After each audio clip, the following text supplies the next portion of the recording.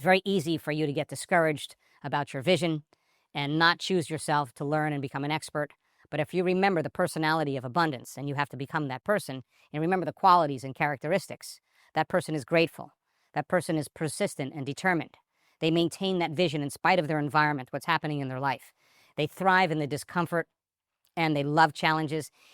If you took on that personality of abundance by showing up and learning in spite of all of these things, you would be overcoming the personality of lack. The personality that blames, that sabotages their goals, that obsesses on problems and pain, and never has enough time, and procrastinates. And if you actually made the time to learn and become an expert in your vision, in spite of your body, in spite of your environment and time, you would be on a different timeline and headed to a different future. All along, you're changing in the process. Your next goal is to network with the right people, but you have challenges in your life. There's a breakup in a relationship or a divorce. You get a pay cut at work. You have to take care of your parents in three-dimensional reality and space-time. And you have every reason to not make time to network with the right people. And you'd have to remember the qualities and characteristics of becoming an abundant person. And what was that personality? They create their own path. They learn and apply. They lead by example. They embrace change. And they're conscious and self-aware. That would be the person that you would want to become by choosing to network with the right people and making the time to do it. And by the same means, you would be overcoming the personality of lack. You would be overcoming the victim mentality where you're controlled by your environment. You would overcome complaining. You would overcome chronically disbelieving and becoming too self-involved to actually make time to network.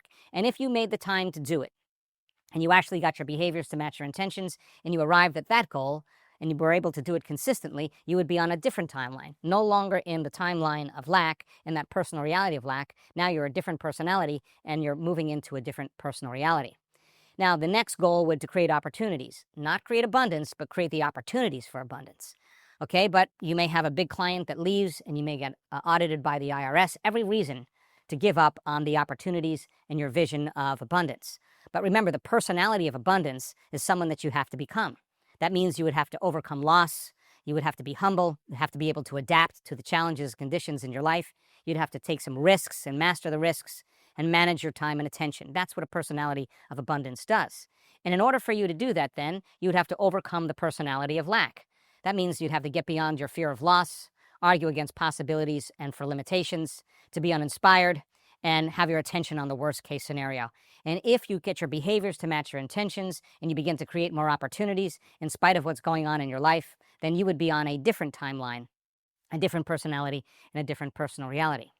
And finally, if you wanted to create more revenue, and that was your goal and dream, but you had a legal matter come up, you have a staff member quits, or you get a diagnosis about your health, every reason to give up on your dream, on that personal reality of abundance. But if you remember what the qualities and characteristics of a personality of abundance demonstrates, and you had to become it, you'd have to remind yourself that you'd have to maintain an excellent work ethic independent of what's going on in your life.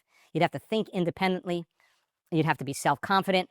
You'd have to be ambitious. And you have to stay focused. That is the personality of abundance. And when you take that on, you overcome the personality of lack. You would be overcoming your fear of making mistakes, of living in survival, living in the predictable and unknown, never having enough money, and seeing yourself and the world as unchangeable.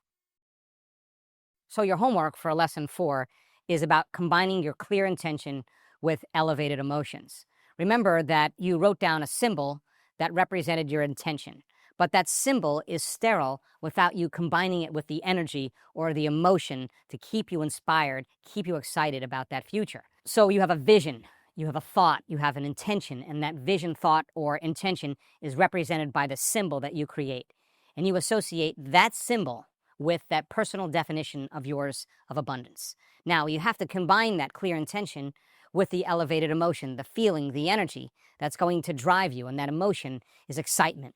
It's inspiration, it's optimism, it's enthusiasm, it's motivation, it's falling in love with that vision, it's the gratitude, the excitement that comes along with it happening before it actually happens. Combine the clear intention with the elevated emotion, you change your energy, you change your state of being, and that is how you begin to change your life.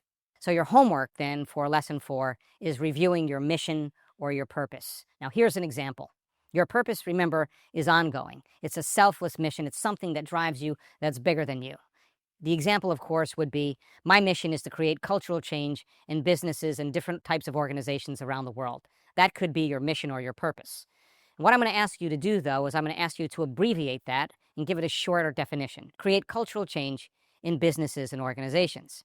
Now, once you have your purpose set in that arrow, you're going to work on 3 goals, 3 different goals. And those goals are designed to keep you on purpose, to let you know that you're headed in the right direction. What does that mean then? It may be, if this was your purpose and mission, you would have to register for a training to become a trainer to create cultural change. That means once you got trained and did the training, you'd have to practice 2 hours a day, twice a week. And if you're able to practice 2 hours a day, twice a week, you could get certified. And if you got certified as a trainer, then you can become a consultant, and then you can train companies and organizations. Now, in order for us to get to these 3 different goals, there's some steps that have to be taken. In other words, it's important for you to get a list of things that you need to do to register for this training. You got to choose the type of training you want to do. You might sign up by a certain time. You may set time off from your work to be able to do it and to book your travels. Okay, that's your to-do list. Those are the choices that you have to make in order for you to register for your training and take the training. Okay, so what about practicing 2 hours a day, twice a week? What do we have to do on our to-do list here? We have to clear our calendar. We have to find a practice partner to finish in 60 days. I want to finish my training, the whole entire course, be able to do it within 60 days. And I want to record and submit my video for review so I can become a trainer. Now, if I can become a consultant then, and I actually have that goal, I'd have to practice with my family and get feedback from my family to let me know that I'm doing it well. I'd have to record it and promote my skills in some way. I'd have to write blogs so that people know that I'm a trainer, or a blog series, and I'd have to contact organizations and businesses around the world. So in order for us to arrive at our goals, there are to-do lists that we have to do in 3-dimensional reality when we create matter to matter. So your homework for lesson 4 is to write your purpose or mission statement in long form. Once you write it in long form, your next job is to put an abbreviated version right inside the arrow that represents your mission or your purpose, a short version of it. Once you have that, I want you to get very clear on what those goals are. Each goal should be build on the next one, which would build on the next one. And you're going to list those goals and write them out. Once you list those 3 goals and write them out in boxes, then your next step is your to-dos. That means then you have to write down your intention for the day every single day. What's my intention? To keep my energy up, to remember my future, to keep in this emotional state, to stay enthusiastic, to stay inspired, and at the same time get my behaviors to match my intentions, to do the things I need to do, make the choices that I need to make in order to arrive there. So what are your new choices? You'd have to write them down on your to-do list. What are the new things to do? You'd have to write those down and review that every morning before you start your day. That's your homework. So get clear on your purpose, get clear on your mission, give it a long version and then a short version, put it inside the arrow, get 3 goals, 1, 2, and 3. Each one builds on the next one. Get your to-do list, get your intention for the day, review the choices that you have to make and the things you have to do. And before you start your day, before you do anything, review those choices and the things you have to do along with your intention. If you do that well, then you can write down your intention for the day, 2 or 3 new choices that you'd love to make, and then of 2 or 3 new things that you would have to do.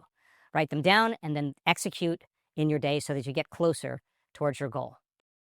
In the second module, we're going to talk about creating from the field instead of from matter, what we call 5-dimensional creation. There's a lot of content and a lot of concepts, but we're going to shorten the distance between the thought of what you want and the experience of having it once you understand how to do it.